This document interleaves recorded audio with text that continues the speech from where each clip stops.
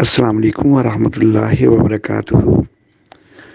نبی اکرم صلی اللہ علیہ وآلہ وسلم نے واشمہ اور مستوشمہ یعنی جسم گودنے والی اور گدوانے والی دونوں پر اللہ کی لعنت کا ذکر کیا ہے۔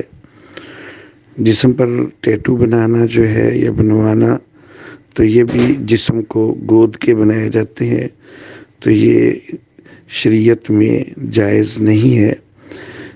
اگر کوئی کر بیٹھا ہے تو اس کو استغفار کرنی چاہیے، اس کو ختم کروانا ممکن ہو تو اس کو ختم بھی کروانا چاہیے۔ اگر ختم کروانا ممکن نہیں ہے تو بہرحال اس کے اوپر سچے دل سے استغفار کرنی چاہیے، توبہ کرنی چاہیے۔ البتہ اگر کوئی بنوا چکا ہے تو اس کا وضو یا غسل ہو جائے گا، نماز ہو جائے گی۔ ہاں، البتہ اگر اس کے اوپر کسی ذی روح کی تصویر بنائی جا چکی ہے تو پھر تو نماز بھی کراہت کے ساتھ ہوگی۔ ھذا ما عندی واللہ اعلم بالصواب۔